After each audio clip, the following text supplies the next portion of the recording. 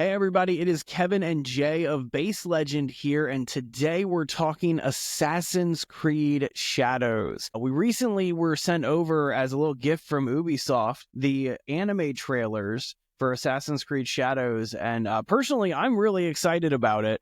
But after talking with Jay a little bit, he's not as excited about it, come to find out. So we wanted to have a little chat here and see exactly what's going on, where all the controversy is, why I'm a big Assassin's Creed fan. And apparently I missed this one. It went right over my head a little bit. I did a little bit of research since we had our chat, but either way, I wanted to dive into it with him. Jay, you take the first take here. Give me the lay of the land here. Why are we kind of against this Assassin's Creed? What's going on? So there is some cultural issues that Assassin's Creed is kind of standing their ground on, or rather Ubisoft is standing their ground on, with having the first Black Samurai in their game. There's a lot of disruption and chatter, and personally I'm kind of against it as well, just because this is opportunity for you to get a main Asian character into the game, into this like world. And I feel like there was multiple opportunities to put this character in a different spot in the series. And How do you mean by that? What do you mean put him in a different spot? So I feel like it's kind of locking or forcing the character into Shadows, where he could fit so much better if he was put into Mirage. Like, there's a lot of opportunities with the location and the era that it was. There's a big city hub that has a lot of exchanges and a lot of nationalities there, where there were scholars of Black descent, and that would have been a much bigger or a much more richer story that you could open yourself up to, and that it would have lended itself to more stories if he had put it into Mirage as opposed to into Shadows. I would kind of be upset personally if they did the same thing to Assassin's Creed 3, where you have Connor, if they would have taken away a Native American out of that and then put somebody else in that place. It's like, it doesn't feel right when you had that opportunity. And I feel like it would be the same issues if you had that scenario as you are here. And then we're not really listening to the Asian community as far as that's concerned. And I feel that they get a very bad rep in the mainstream media, because we have things like Marvel's Legends of the Ten Rings that did successful and still is on the back burner, whereas you're giving these opportunities for these other movies that are failing. Is like, why are you not giving the fans the sequel to this great movie, and you're still hitting these like really lows? And then now we're having Assassin's Creed, where you're kind of doing a disservice to the Asian community. Is like, and if that was with the Native American community, I would be all up in arms. I think that's a fair point. When we talk about this type of stuff, when it comes to historically based games, and I'm saying that very specifically because there's never ever been an Assassin's Creed game that is historically accurate. I mean, let's be 100% upfront about that one. Everybody would be kidding themselves if they believed that Da Vinci's flying machines worked, and you could fly around Venice back in the Renaissance period. There's always been this level of fantasy that comes when you play an Assassin's Creed game, not just because of what the subject matter of the game is.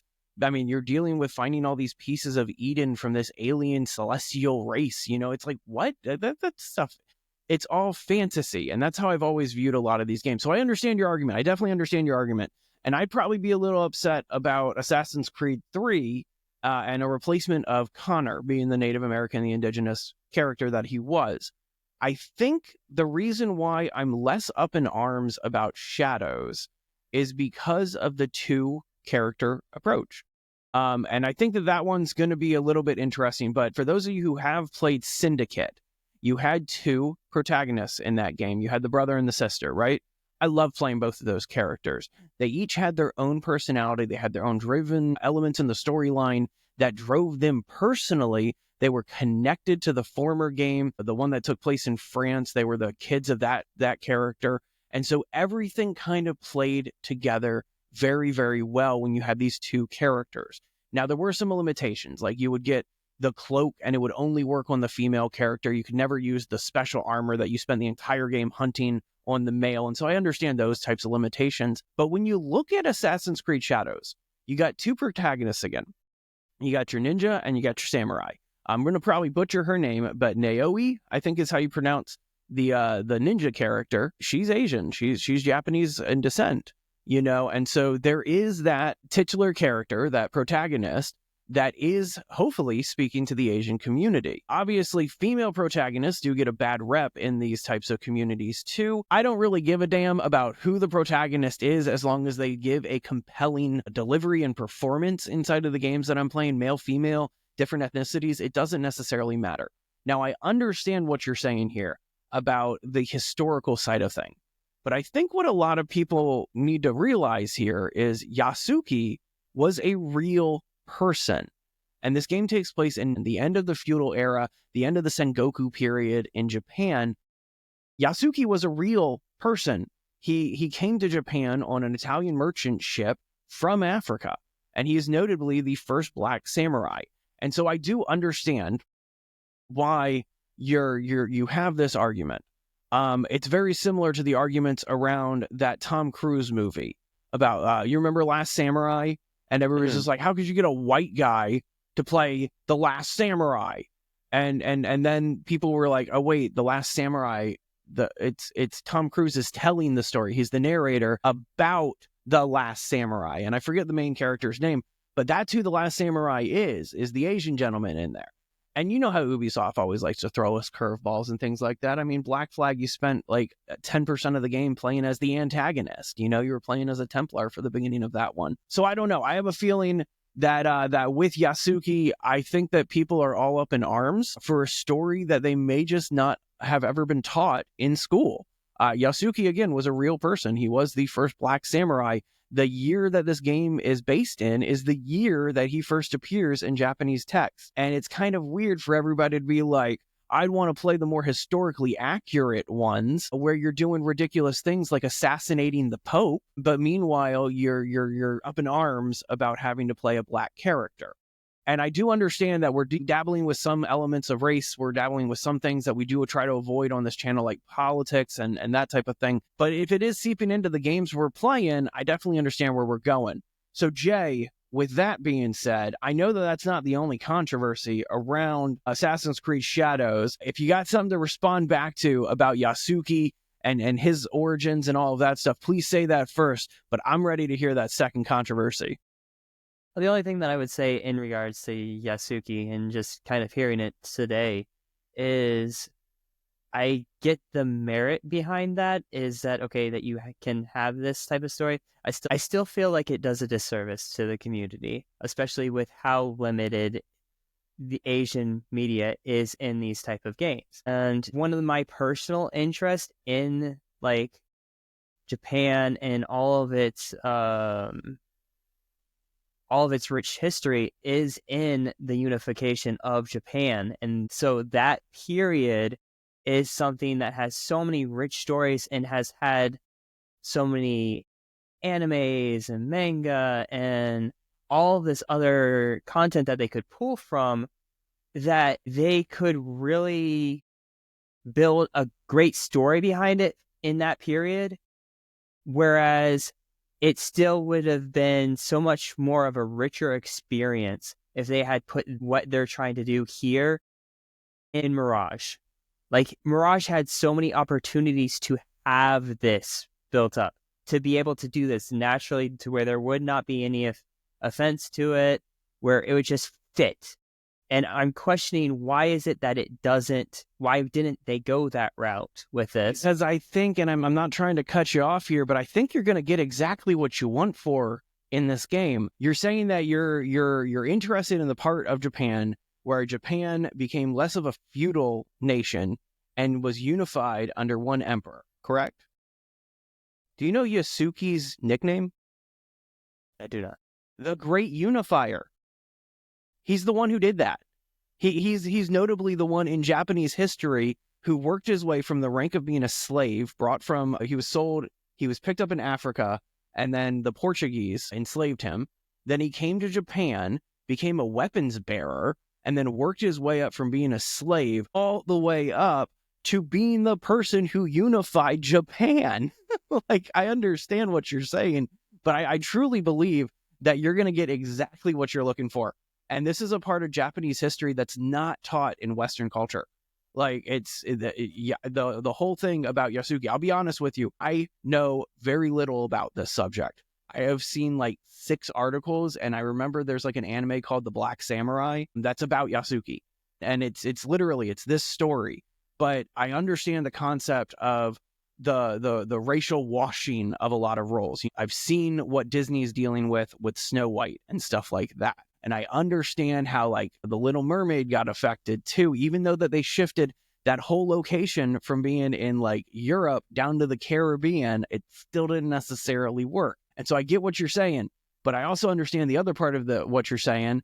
And I think that you're going to get exactly what you want in this game. I think it's going to honor the Japanese heritage while also telling an underdiscussed, undertold story about how Japan eventually did reach unification and left the Sengoku period.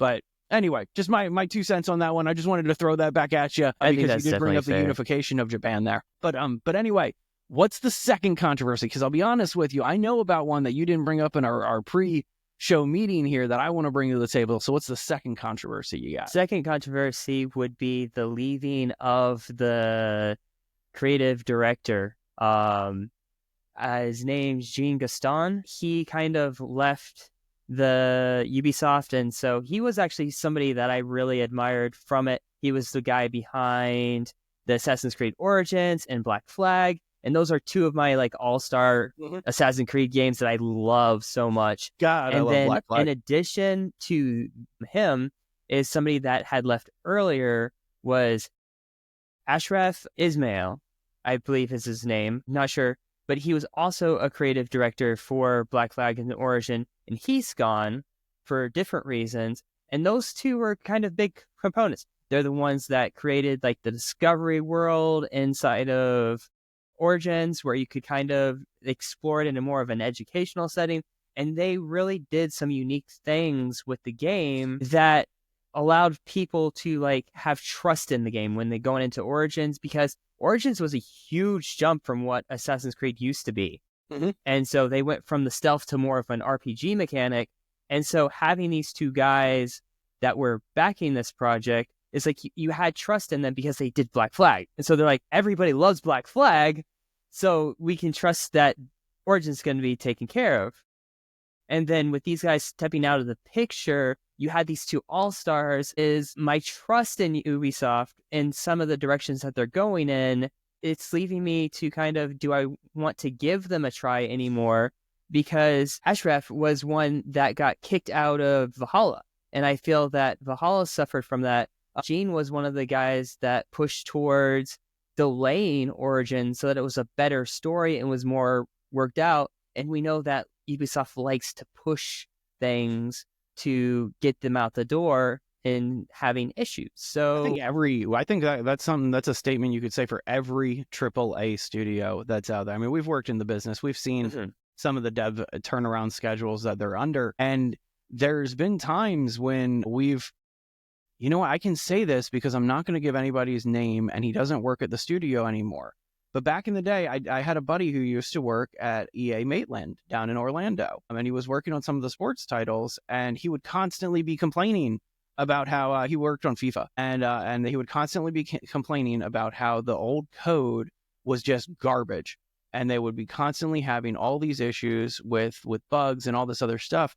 But because they had to push the game out every single year, there was like a threshold of like, does it break the game? Does it ruin the experience? Or is it just a little nuisance that the player can deal with? And so, yeah, I hear exactly what you're saying there. But continue along with leaving and losing trust in Ubisoft and all of that stuff.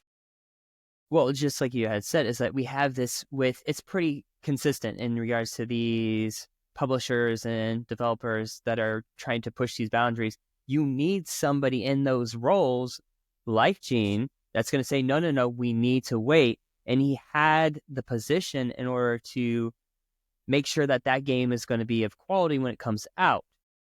So you having him step out the door the timing wise is like, how much of a rush product are we going to get with him not being in place? I think that's a fair assessment. And I mean, when you look back over 2024, you look at some of the games that Ubisoft has put out, and I think that they've been a little hit or miss lately. You know, like I'm a big Watch Dogs fan. I love Watch Dogs. I love Ubisoft. I love both Watch Dogs. I'll go ahead and say that. I'm a huge Far Cry fan. It's one of my favorite series that's ever come out. And so like I'm a big Ubisoft like fan, you know. But 2024, we had Skull and Bones. That came out to mixed reviews and fewer than 1 million players on that one. Prince of Persia: Last Crown underperformed and fell beneath Ubisoft's expectations. Star Wars Outlaws released in August. The game received backlash for buggy gameplay, failed to meet sales expectations. Avatar: Frontiers of Pandora failed to bring in the players. Division Heartland canceled. Prince of Persia: Sands of Time pushed back to 2026. And so even with what you're saying, like hear you, like it does seem like there is, I don't want to say a pattern because Ubisoft is still releasing great games, you know, and we'll specify very clearly, we are Ubisoft content creators here, you know, we're not trying to bite the hand that feeds, you know. They are a great studio and they're a global studio and there's devs all over the world working on dozens of titles right now that we cannot wait to get our hands on. But at the same time, you gotta polish the game so that way it's playable. And what you're saying here, Jay, is that you're worried that we're never going to see another phenomenon that Black Flag was. Because I'll be honest with you, I remember playing Black Flag. I remember sitting there. I was a teenager when that game came out. And I remember sitting there playing through those opening scenes. And then you like zoom out to the real world and you're working at a game studio. And that blew my mind. Like, it's seriously one of the biggest, like, mind trips ever that now you're playing secret agent at a game studio like Ubisoft, and you're basically trying, like, and then, like, I don't know, another one of my favorite moments is that when they made fun of themselves in Watch Dogs 2, and you hack into Ubisoft, and you leak a trailer for one of their new games or something like that, like, even they rip on it and all of that. And so I get what you're saying. If you lose the quality control, the quality tends to go downhill. I personally believe that we've been through so many different Assassin's Creed games that at this point, Assassin's Creed is very much like the Far Cry genre. You know, it does not matter. You know, I'm not a big fan of 6 over 5. I thought 5 was the pinnacle, the peak of Far Cry games. But when you're looking at a game like Assassin's Creed, where it's just the next one in the series, I get what you're saying. The quality has to be on point. From what I've seen, it looks gorgeous. I think the story is really interesting and intricate. We'll see, though, because what those two people brought to Black Flag and what they brought to Origins was special.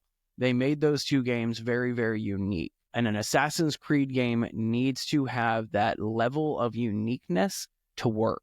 Otherwise, it's just going to kind of fall by the wayside and be just another one. Like, I'm trying to think of one of the ones that just fell by the wayside.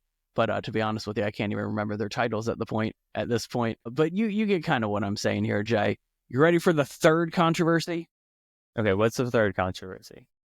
Third controversy on this list is that there are going to be, once again, microtransactions in this game. It looks like that one's not bugging that many players that much. I'm looking at an article here right now that says that there are going to be microtransactions, but the fans seem to not care, which signifies a psychological shift in how players are perceiving their gaming content, which is very unique because I remember back when everybody started putting microtransactions into their games and started charging for unlocking content and things like that, and the massive uproar that every single person and their mother was having towards the game developers who were trying to make a couple extra bucks after release. And so, yeah, I think it's kind of interesting to see how that has shifted to where, I mean, Ubisoft, they're never going to get the same level of hate for microtransactions as EA does. But at the same time, they still have them in almost every single game at this point. And so I wanted to bring that one up because I think the Ultimate Edition of Assassin's Creed Shadows sells for like $110 to $130 US. It's a pricey game. And then, of course, there's microtransactions in the game. And so the third controversy, Jay, are AAA studios turning into quadruple A studios? Are they turning into just these cash-grabbing things where The games are getting churned out every single time. The stories are unoriginal and uninviting, and they're just in it to make the money at this point. I think it's a big tell that these studios can't sustain themselves, that they are too big and they're spending too much money on these games for what's there. If they can't sustain themselves, and it's a single player game, it doesn't make sense for them to have microtransactions in a game with microtransactions is an MMO mechanic. True and true.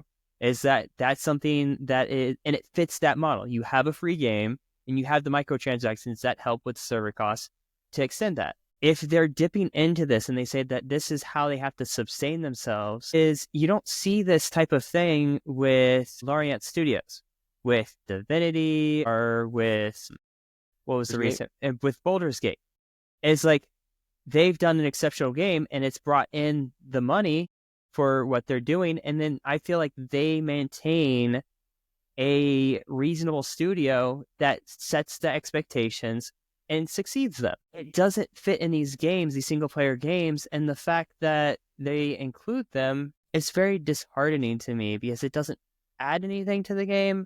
Whereas we are more accepting of like DLC is like, you're having this $130 price tag. Why just not have that as DLC and then remove the transactions completely instead of having it built into your game? And then the addition, which does irritate players, and they are going to have an issue, is if Ubisoft goes ahead and says, hey, check the store for this, or it gives you a prompt when you come in that says, there's new stuff in the store. It's like, that's disruptive. And those are practices that they do take part in. That's fair. And I think when you look at some of these companies, especially some of the larger AAA studios, you have to kind of look at man, I feel like we're on our other channel right now. You have to kind of look at the macroeconomics of that situation. I mean, Ubisoft is publicly traded. And a lot of people don't realize this, but a lot of the bigger development studios that are out there, and even some of the bigger indie studios, are publicly traded organizations. Ubisoft is traded on the OTC markets. They're listed under the ticker symbol UBSFY. They've, over the past 6 months, had a 25% decline to their stock, but they're still a $1.5 billion market cap. They're still a big company. When you have investors, when you have a publicly traded situation, you have a financial responsibility to make money for your investors. It's just kind of how that business works. When you list yourself on an exchange and people start buying your stock, you have a responsibility in addition to your customers. Now you have to focus on making your investors happy. And making your investors happy requires profits. It requires revenues. It requires new revenue streams. There's two ways that I think companies can approach it. And I'm going to highlight two publicly traded companies. One, of course, is Ubisoft, who we're talking about right now. They approach it like other big AAA studios. They're adding microtransactions. They're adding paid DLCs. They're adding cosmetic microtransactions that allow you to just customize your character and make it exactly what you want. That's why they do those types of things, is to increase their revenue streams, to appease their investors, to keep their investors happy, because more investment dollars means more development funding, because that's how they make their money for development costs. Then I want you to look at another studio, another game studio that we are very fond at here at Base Legend, and that's Creepy Jar. Creepy Jar is also publicly traded. Those are the developers of Green Hell, and then the upcoming title, Star Rupture, as well. They are publicly traded, I want to say, on the Polish exchange or the Denmark exchange, so over there in Europe, one of the two. But that's another type of company. And the way that they've approached appeasing their investors and making their investors happy is to grow their fan base. And by growing their fan base over the period of, I think, 4 or 5 years, they've released 20 some odd free updates for Green Hell. And each one brought a brand new wave of customers coming in. Most recently were the console updates. Within the past year, we saw Green Hell update their game to release it onto the various consoles, including virtual reality platforms, making your game more accessible and not necessarily changing the price point all too much. It's still a great way to build up your gameplay, still a great way to build up your revenues. And I think that's where a lot of AAA studios could learn a lesson from the indie market. I mean, obviously, some of these games, I mean, like, look at Grand Theft Auto, $1 billion development costs every single time that there's a new one coming out. Meanwhile, you look at these devs that are building games like Green Hell on almost shoestring budgets in comparison, building them out for free, building substantial fan bases, and then kind of using those funds, the old school method of how to fund a game development process, like you're saying, using those funds to fund their next venture into Star Rupture, which I'm super excited to play. And so I understand what you're saying. Microtransactions, they're hit or miss for me. Personally, I ignore the hell out of them. Like, I mean, when I log into Call of Duty every single time and I see that big old pop-up saying, hey, head to the store, we're running this event this month, I ignore that stuff until like there's a Squid Game one. And then I pay for the entire event just so I can get the front man skin for my operator or something stupid like that. So I get the purpose of it. I've fallen victim to those types of DLCs and expansions too. But I mean, let's be honest here. I don't think that Ubisoft is doing it as bad as some of the others. I'm not going to say that they're doing it in a great way. I don't think that there's a fantastic way to approach microtransactions inside of a game unless it's really inline and non-invasive. But I think that they're at least approaching it in a way that makes the game inviting to play. It's not like Star Wars Battlefront, where you have to pay money to unlock characters for multiplayer or go on these massive 1,000-hour treks to do the same thing. So my 2 cents on that one, Jay. Any response there? You brought up a point that I love is the whole Squid Game thing. Yeah. Some gamers love crossovers. And here's the thing, is that if you focused more on crossover stuff, I feel like there wouldn't be an issue with the whole microtransactions. I would welcome to have more crossover things that I'm interested in that don't really fit the game. And this is something extremely meta that's completely outside the realm of a game. And for you to be able to include this like crossover where, hey, now you're having maybe 2 different developer teams that are trying to get a bite out of this apple, then it makes more sense that, hey, there is some type of transactional cost here because this other company that you're doing a promotion with doesn't necessarily benefit from you adding this content in your game. So by you as the gamer paying for this content, you kind of get this experience, and I'm okay with that. Like, if you want, I'm not okay with horse armor. That's the whole joke about the DLC and these microtransactions, that you buy horse armor. That's just a different shade of a different color. Like, if you're going to do microtransactions, if you do the crossover stuff, that's awesome. It's meta. It doesn't fit into the actual game. It's not part of like the DLC, including broaden the story. Like, do that type of microtransactions. I don't have an issue with that. I have an issue with the horse armor. Don't give me a different color horse armor and make me pay for it. I see that this is something you're very passionate about, and I respect that. I agree with you about cross collabs. I think they're fun. I was reminded recently of one of my favorite cross collabs when I reopened South Park: The Stick of Truth recently on a live stream, and my character in my save file before I launched the stream was sitting there wearing Ezio's robes from Assassin's Creed 2. And I laughed hysterically because it reminded me that through Ubisoft Connect, if you own those games, you actually unlock different cosmetics inside of those games. So like when I play Far Cry 5 and also Far Cry New Dawn, there's like Assassin's Creed unlockables for like my character, and I can like run around in Ezio's robes or like Altair's robes in Far Cry, just really funny, ridiculous stuff like that. Speaking of collabs, and this is, I think, where we're going to close everything out on, did you see what dropped on Game Rant about 4 hours ago on this very topic that we're talking about right now, Jay? Here you go. Assassin's Creed Shadows giving away free in-game items through Red Bull collaboration. So I don't know what we're going to be doing, but maybe you'll be able to give your horse a Red Bull or something like that, have it grow some wings. That'd be fun. That'd be on brand for an Assassin's Creed game. Like, we'll go full circle, and I'll say it'll be just as believable as one of Leonardo da Vinci's flying machines working and allowing you to fly across Venice while using rooftop chimneys to get upward gusts of air. But anyway, man, with that being said, any final thoughts before we call it today? Any last words, Jay? This hasn't changed anything from here. I'm still excited. I'm like super excited to play this. It comes out March 20th. I'm ready to go. But any thoughts from you, sir? I can't hate on the game completely. I'm looking forward to seeing what they do with the base building. We on this channel love base building, and they have a Right, base we building do. element. I'm honestly interested in that aspect. You can't get me down on when a game adds base building. That's it. It's like we've said our piece. Exactly. And I think we've definitely beaten this one down a little bit. All right, y'all. Well, March 20th, Assassin's Creed Shadows is coming out.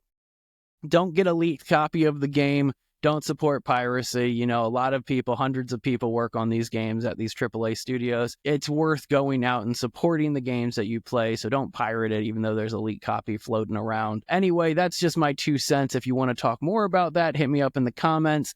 As always, if you like base building content, survival content, Assassin's Creed Shadows, go ahead and hit subscribe, and we would love to entertain you on a daily basis. For JRab, this is Kevin Gray. You guys have a great rest of your day.